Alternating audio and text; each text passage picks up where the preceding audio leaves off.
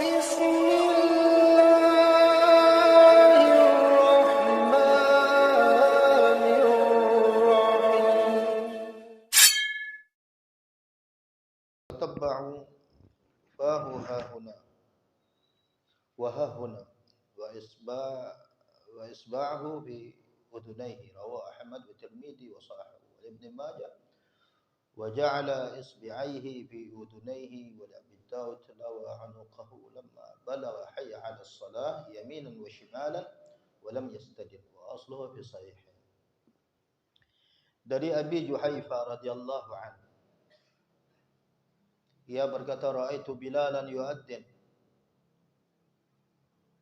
wa atatabba'u fahu hahuna wa hahuna.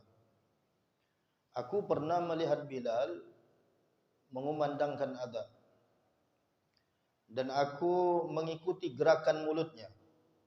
Wa tabba'u fahu hahuna wa hahuna.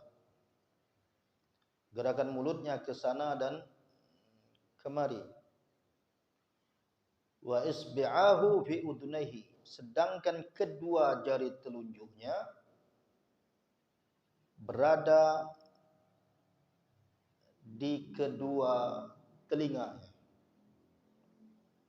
Hadis riwayat Imam Ahmad, Tirmidzi wa Sahih. Ada riwayat dari Ibnu Majah, wa ja'ala isbi'aihi fi udunaihi.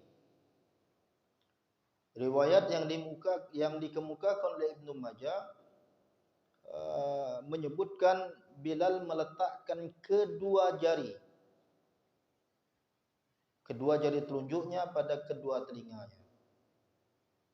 Kemudian riwayat lagi dari Abi Dawud, lawa unuqahu lamma balagha hayya 'ala shalah yaminan wa shimalan wa lam yastadir. Dikemukakan juga oleh Abi Dawud, beliau maksudnya Bilal, lawa unuqahu, memalingkan lehernya ketika sampai pada kalimat hayya 'alas shalah yaminan wa shimalan, ke kanan dan ke kiri. Namun tanpa memutar tubuhnya. Jadi bukan diputar begini, tidak. Cukup dengan gerakan tengkuknya saja, lehernya saja. Al-ma'na al-ijmali. Selanjutnya kita berusaha untuk memahami makna secara umum.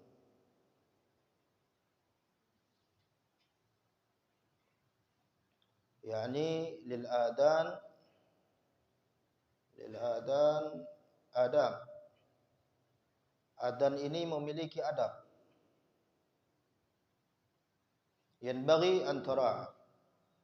Artinya syogianya kita menjaga adab-adab tersebut. Apa adab-adab daripada adhan tersebut? Minha, di antaranya ayyakunal muadzin hasnus shaut. Hendaknya orang yang adzan itu memiliki suara yang merdu, hasnus shaut. Yang kedua, wa minha ayyu'adzin ala murtafi' kal manar. Hendaknya ia mengumandangkan adzan di atas tempat yang tinggi. Kal manar, seperti di atas menara. Selanjutnya, wa minha yaltafit bi ra'sih 'inda al-hay'alatain.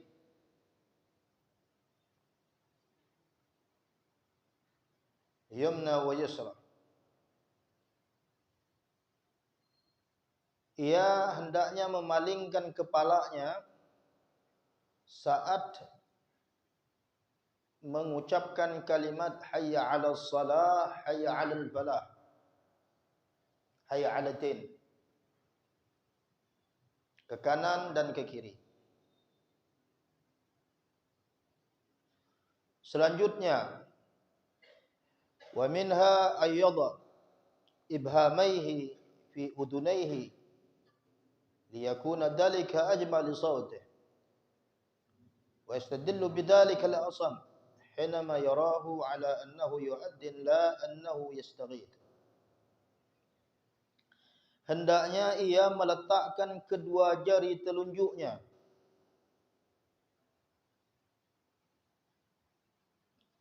pada kedua telinga supaya suaranya lebih kuat. Liyakuna dhalika ajma li sawtihi wa yastadil, dan menjadi dalil juga untuk orang yang tuli, sehingga ia dapat memahami. Yastadil bidzalika al-asam hinama yarahu ala annahu yu'addin la annahu yastaghith. Yang dikumandangkan oleh muadzin dan bukannya minta pertolongan. Kemudian wa minha ay yastaqbil al-qibla fi jami'il adan ma'al iltifat biwajhihi. Hendaknya ia menghadap ke kiblat, tetap menghadap ke kiblat ketika mengumandangkan adzan dan menolehkan wajahnya ke kiri dan ke kanan. Nah, jadi itu di antara adab-adab adzan yang harus diperhatikan. Kadang kita temukan ada muadzin yang tidak begitu mengindahkan adab, padahal adab ini sesuatu yang sangat-sangat prinsip. Al-Quran itu baik, membaca Al-Quran itu baik, namun jika tidak dibarengi dengan adab membaca Al-Quran, maka pekerjaan yang baik bisa menjadi tidak baik. Misalnya membaca Al-Quran dengan telanjang dada, atau mohon maaf sambil selonjoran. Bahkan ada yang sambil rokokan dan lain sebagainya. Nah, maka perkara baik jika tidak diiring dengan adab, maka bisa menjadi tidak baik. Demikian juga untuk hal-hal yang lainnya. Nah, untuk adzan itu sendiri juga memiliki adab. Berikutnya, at-tahlilul lafaz. Analisis hadis ini, yang dimaksudkan lawa unuqahu, maksudnya adalah menolehkan kepalanya ke arah kanan dan kiri ketika mengucapkan al-hayy 'alatain, yaitu hayy 'alas salah dan hayy 'alal falah. Wa lam yatahawwal basarahu 'anil qibla wala biqadamihi. Namun tetap pandangannya menghadap ke arah kiblat. Begitu juga dengan telapak kakinya. Artinya bukan sambil menggerakkan badannya, tidak, hanya lehernya saja. Jadi ini di antara adabnya ini memasukkan jari telunjuk, kedua jari telunjuk ke telinga. Berikutnya, asluhu fi sahihain. Hadis ini asalnya berasal dari Sahih Bukhari dan Muslim. Walafdhu an Abi Juhaifa, dan lafaznya dari diriwayatkan dari Abi Juhaifa. Qala, ia berkata, ataitun Nabi. Ini asal hadisnya. Ataitun Nabi sallallahu alaihi wasallam di Makkah. Aku mendatangi Nabi sallallahu alaihi wasallam saat di kota Makkah. Wa huwa bil aftah, wa huwa fi ghubbah hamra lahu min udum. Ketika itu baginda berada di Al-Abtah. Al-Abtah Maksudnya Al-Abtah ini daerah di dataran tinggi Makkah yang berada satu lembah wadan bainal Jabal Nur wal Hujun, antara Jabal Nur dan Hujun. Hada Abtah. Dan Nabi saat itu berada di Abtah. Wa huwa fi Qubbah Hamra. Nabi berada di sebuah tenda merah. Tenda merah milik beliau min udum, yang terbuat daripada kulit. Qala, selanjutnya Abu Juhaifa mengatakan, meneruskan kisahnya, wa kharaja Bilal bi wudu'ih wa min nadih wa na'il. Maka keluarlah Bilal dengan membawa air wudu untuk Nabi sallallahu alaihi wasallam, dan kemudian berada di sekelilingnya ada yang memperoleh bagian air tersebut, dan ada pula yang hanya memperoleh tempiasnya saja. Wa kharaja Nabi sallallahu alaihi wasallam wa alaihi hulla hamra ka'anni anzura ila bayadi saqaihi. Maka keluarlah Nabi sallallahu alaihi wasallam dengan memakai pakaian merah.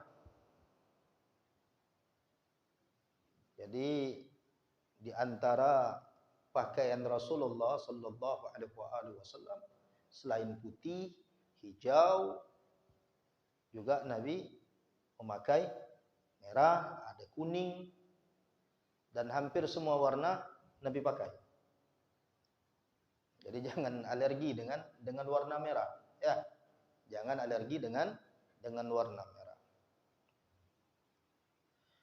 Seakan-akan aku melihat, kata Abu Juhaifa, seakan-akan ka'anni anzura ila bayadi saqaihi, seakan-akan aku melihat kedua betis baginda yang putih.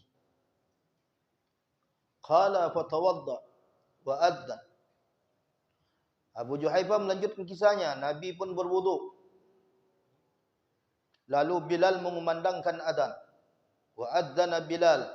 Qala, Abu Juhaifa meneruskan lagi, wa ja'altu atatabba'u fahu hahuna wa hahuna, seperti hadis tadi. Maka aku mengikuti gerak-gerik mulutnya ke sana kemari. Yaqulu yaminan wa shamalan, yaitu ke arah kanan dan kiri sambil membaca hayya 'alas salah, hayya 'alal falah. Thumma rakkaztu lahu 'anazah. Selanjutnya aku menancapkan sebilah tombak pendek untuk pembatas salat.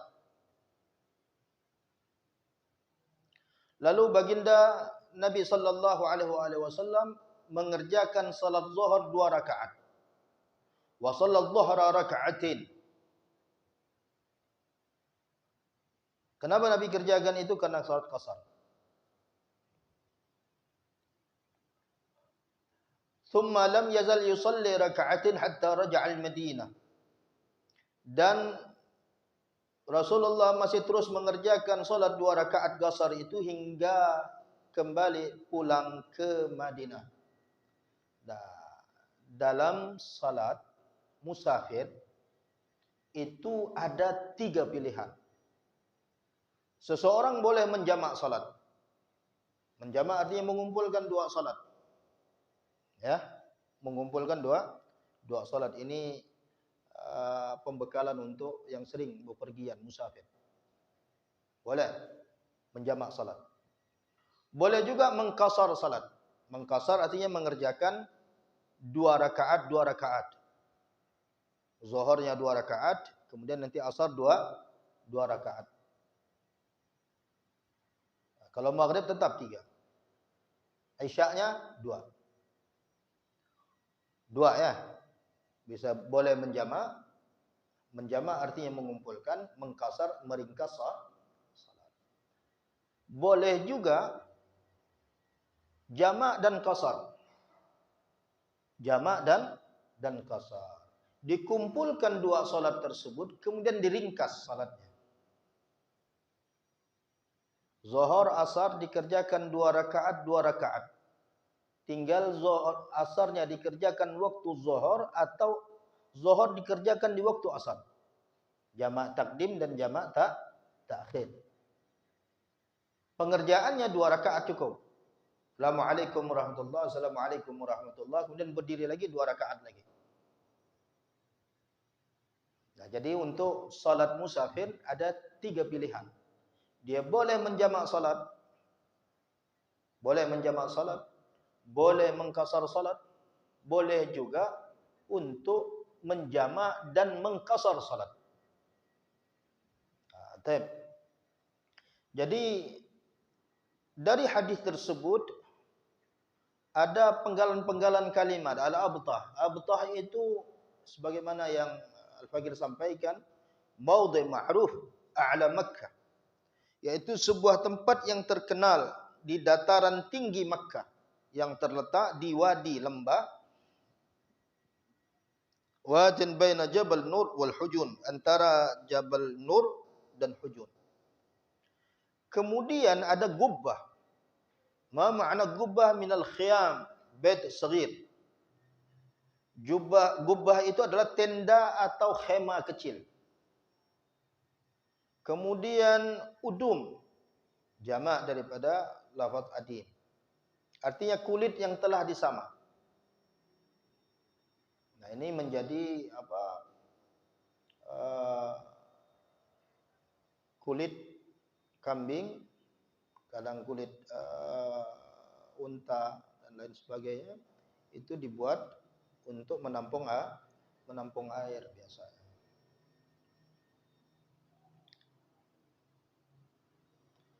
Dan khema tersebut terbuat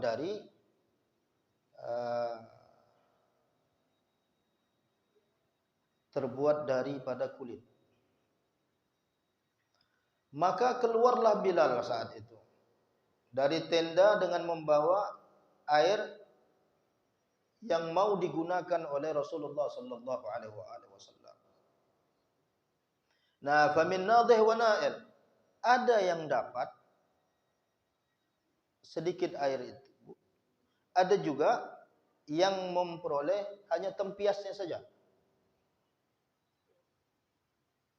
Selanjutnya Bilal pun menempiaskan air itu kepada sahabat yang lain. Untuk apa?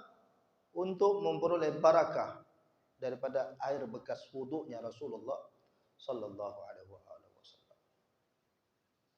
Kemudian ada lagi kalimat hulla. Hulla itu kain ataupun selendang, kain dan selendang. Artinya terdiri daripada dua lapis pakaian.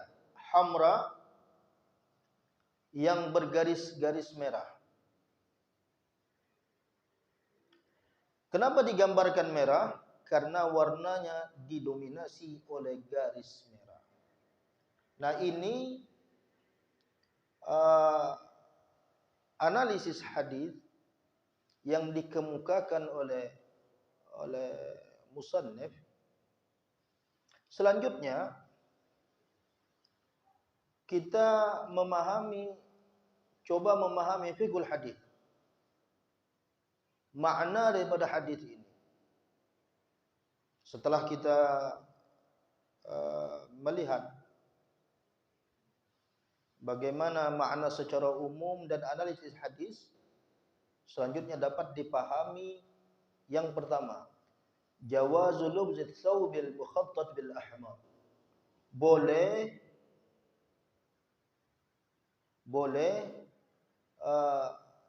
memakai pakaian yang mukhattat. Mukhattat artinya yang dijahit, yang bergaris-garis merah. Jadi boleh artinya seseorang memakai pakaian tersebut. Berikutnya masyru'iyyat iltifat muadzin bi ra'sihi yaminan wa shimalan 'inda al-hayy 'alatin ma'a wad'il isba'ain fil udhunain. disyariatkan menolehkan kepala ketika mengumandangkan adzan ke arah kanan dan kiri, terutama ketika mengucapkan hayya 'alatil, hayya 'alas salat dan hayya 'alal falah. Kedua jari telunjuk pada kedua telinga. Ini tujuan untuk apa? Li'arif man yarahu an ba' au man bihi samam. Ini bertujuan agar seseorang yang berada di kejauhan atau orang tuli tahu bahawa ia sedang mengumandangkan adzan. Di samping itu, annahu mushtaghil bil adzan wa liyakun dzalik arfa li sautih. Di samping itu, cara demikian juga boleh untuk menguatkan suara.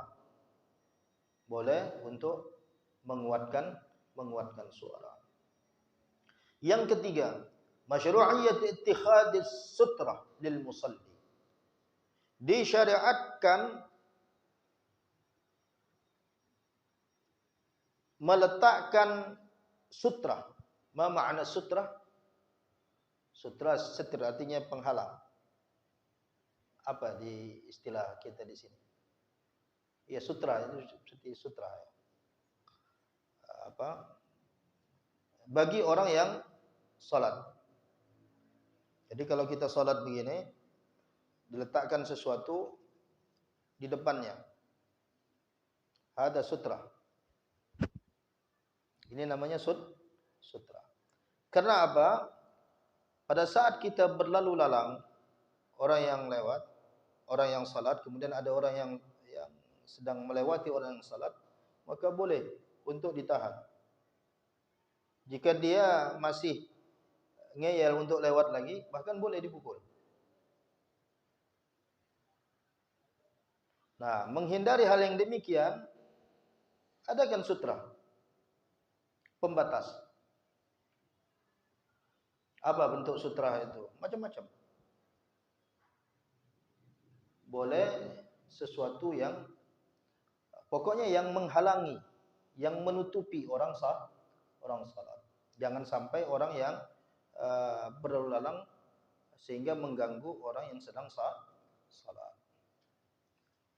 Berikutnya, jawazut tabarruk bi atharir Rasul sallallahu alaihi wasallam. Dari hadis ini dapat dipahami bahwasanya boleh bertabarruk, mengambil barakah dari bekas-bekas Rasulullah sallallahu alaihi wasallam. Bekas yang pernah digunakan oleh Rasulullah, boleh. Ada orang tabarruk dengan air wudu. Ada yang sisa makan, ada yang sisa makan dan minum, serta bekas pakaian. Dan ini kalau ingin mengkaji lebih dalam lagi, kita bisa baca siratul Rasul, perjalanan Rasulullah sallallahu alaihi wasallam. Dalam kitab-kitab sirah itu dijelaskan bagaimana para sahabat radhiyallahu anhum menjadikan bekas yang melekat di dalam diri Rasulullah sallallahu alaihi wasallam untuk bertabarruk, mengambil barakah. Berikutnya, masyru'iyya qasrus shalah bis safar. Disyariatkan mengkasar salat dalam perjalanan. Saya katakan tadi, untuk salat bagi musafir itu ada 3. Yang pertama, mereka boleh menjamak salat, artinya menggabungkan 2 salat zuhur dan asar mereka kerjakan. Tinggal jamak takdim atau jamak takhir. Kalau jamak takdim, asarnya dikerjakan di waktu zuhur. Kalau jamak takhir, berarti zuhurnya dikerjakan di waktu asar. 4-4. Boleh mengkasar salat, meringkas salat,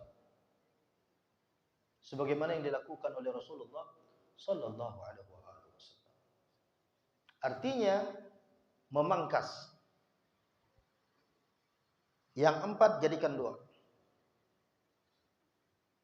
Jadi zuhur masuk waktu zuhur 2 rakaat saja. Usalli fardhu dhuhri qasran lillahi ta'ala. Allahu akbar. Usalli fardhu dhuhri qasran lillahi ta'ala. Nanti waktu asar masuk, waktu asar salat lagi 2 rakaat lagi. Mafhum ya? Mudah-mudahan bisa dipahami. Boleh juga yang ketiga. Yang ketiga bagaimana? Menjamak dan mengkasar salat. Mengumpulkan 2 salat, kemudian meringkas salat. Boleh. Jadi pilihan ada, masing-masing ada pilihan.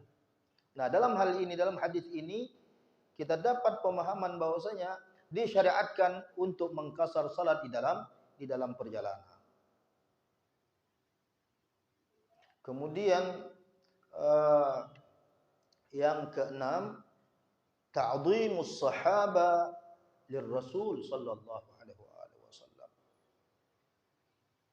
Penghormatan sahabat kepada Rasulullah sallallahu alaihi wasallam.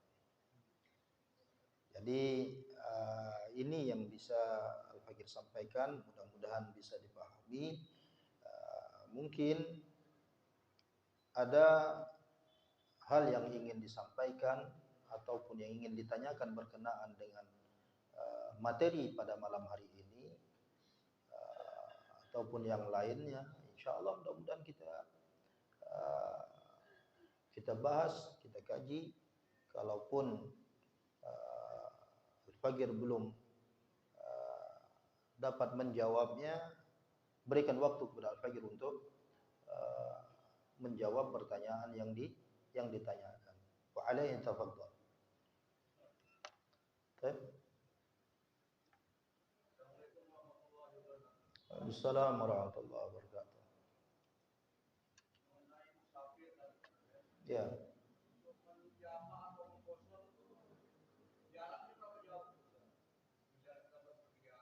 Ya. Ya.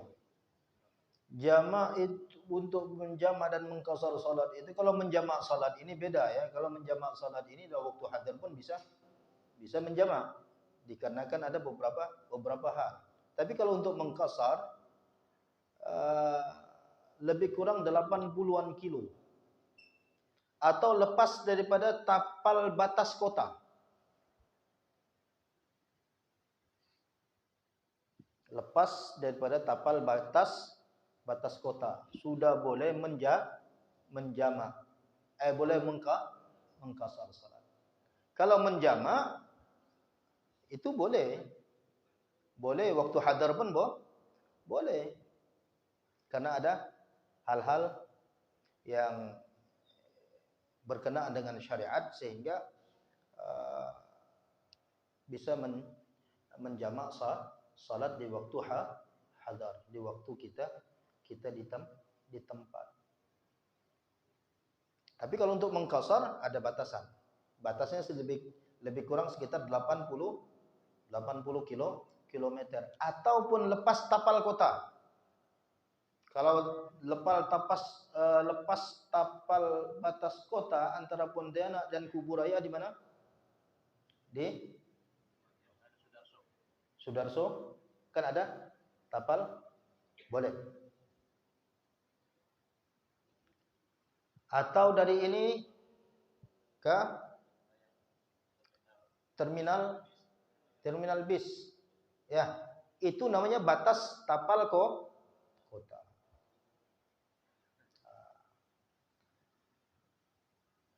Kalau jarak sekitar 80 kilometer. Boleh. Sudah boleh untuk mengqasar dan menjamak salat. Adapun menjamak salat boleh di waktu hadar boleh karena suatu hal. Misalnya, mohon maaf, dalam keadaan marid, sakit, sehingga tidak bisa dikhawatirkan menyulitkan ia untuk dia boleh menjamak salat. Ataupun mohon maaf, ada agenda besar yang tidak bisa ditinggalkan untuk kepentingan ummah, maslahah ummah. Akhirnya dia menjamak salatnya boleh. Agenda rapat yang tidak bisa ditinggalkan karena maslahah untuk ummah, sehingga dia harus melakukan salat dengan cara menjamak salat tersebut. Wallahu a'lam.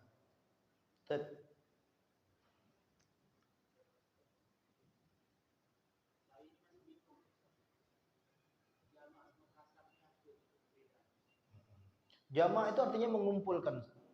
Jamak itu artinya mengumpulkan dua salat. Jama'us salat, mengumpulkan dua salat. Salat zuhur dan salat asar. Yang boleh waktu di jamak itu jamak antara zuhur dan asar. Maghrib dan isya. Subuh tersendiri. Jamak ini ada dua.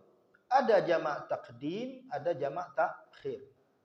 Jamak takdim saat seseorang masuk waktu zuhur, kemudian dalam perjalanan dia ingin melakukan jamak salat. Dia boleh lakukan, dua pilihan.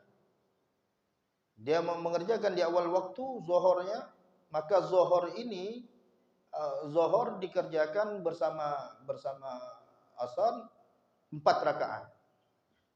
Dan nanti asarnya dikatakan jamak takdim. Artinya asarnya itu didahulukan bersama zuhur. Dikerjakan 4 rakaat juga. Maksudnya nanti pada saat masuk waktu asar, dia tidak perlu salat lagi. Karena apa? Salat asar sudah dimajukan. Dia sudah mengumpulkan 2 salat dan asarnya dimajukan. Atau dia memilih untuk jamak takhir. Apa makna jamak takhir? Mengakhirkan. Masuk waktu zuhur dia pasang niat. Dia pasang niat untuk melakukan jamak takhir. Dia kerjakan waktu zuhur ini di waktu asar. Paham ya? Maksudnya paham ya? Ini mengumpulkan dua salat. Maghrib dengan isya sama juga. Tinggal maghrib dengan isya digabungkan salatnya, niatnya digabungkan, kemudian pengerjaannya maghrib 3 rakaat tetap, isyanya 4 rakaat. Ya. Kemudian kalau dia memilih untuk mengerjakan salat isya di waktu maghrib, setelah dia mengerjakan salat maghrib, dia mengerjakan salat isya. Niatnya dengan jamak takdim. Maka dia kerjakan 4 rakaat. Berikutnya setelah itu masuk waktu isya, dia tidak perlu salat lagi. Karena apa? Salatnya sudah dikerjakan. Salat isya sudah dikerjakan. Ataupun dia memilih untuk mentakhir salat. Dia mengakhirkan salat maghribnya ke salat isya. Waktu masuk waktu maghrib dia tidak salat. Cuma dia pasang niat, harus pasang niat. Dia harus pasang niat. Niat untuk mengerjakan salat jamak takhir. Nanti masuk waktu isya, dia kerjakan maghrib dengan niat jamak takhir bersama isya 3 rakaat. Setelah itu dia salat lagi. Salat isya 4 rakaat. Ini namanya mengumpulkan, menjamak 2 salat. Mengumpulkan 2 salat dikerjakan di satu waktu. Qasar bagaimana? Kalau qasar tersendiri. Qasar ini masuk waktu zuhur misalnya, masuk waktu zuhur, dia kerjakan waktu zuhur. Allah usalli fardhu zuhri qasran lillahi ta'ala. Allahu akbar. Dia ringkas salatnya 2 rakaat saja. Sampai 2 rakaat, Assalamualaikum warahmatullahi wabarakatuh. Assalamualaikum warahmatullahi wabarakatuh. Selesai. Masuk waktu asar, dia niat lagi usalli fardhal asri qasran lillahi ta'ala. Allahu akbar. Dia kerjakan sampai 2 rakaat. Assalamualaikum warahmatullahi wabarakatuh. Assalamualaikum warahmatullahi wabarakatuh. Selesai. Ini namanya mengkasar salat. Meringkas salat yang 4 dijadikan 2. Untuk maghrib bagaimana? Maghrib tetap 3, tidak boleh 1,5. Kalau maghrib tetap 3, tidak boleh 1,5. Subuh bagaimana? Subuh dah tidak bisa lagi. Subuh tetap waktunya 2 rakaat. Mafhum nih ya? Ada lagi yang ketiga. Apa itu yang ketiga? Menjamak dan mengkasar. Mengumpulkan 2 salat dan meringkas salat. Zuhur dan asar dikerjakan, asarnya dikerjakan di waktu zuhur, berarti dia jamak takdim. Dikumpulkan hanya 2 rakaat saja. Sampai 2 rakaat, Assalamualaikum warahmatullahi wabarakatuh, Assalamualaikum warahmatullahi wabarakatuh. Dia berdiri lagi, dia kerjakan lagi 2 rakaat lagi. Nah, sekarang dari 3 pilihan ini mau milih yang mana? Tergantung kita. Apa kita ingin memilih? Jamak takdim? Apakah kita ingin menjamak salat? Atau memang kita ingin, ini rukhsah namanya, keringanan dari Allah Subhanahu wa taala. Keringanan dari Allah. Dispensasi keringanan, rukhsah namanya. Atau kita ingin mengkasar salat, ataupun kita ingin menjamak dan mengkasar salat, itu pilihan.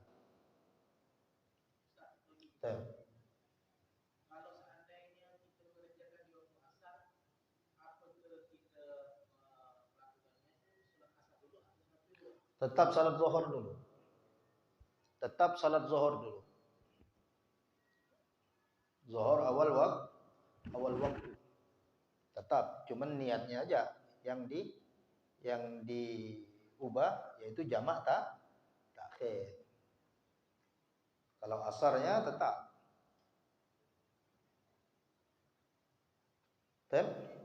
Mungkin ada yang lain. Assalamualaikum warahmatullahi wabarakatuh.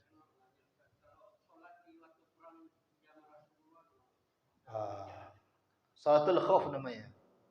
Itu namanya salatul khauf. Salatul khauf itu ada 3 barisan. 1,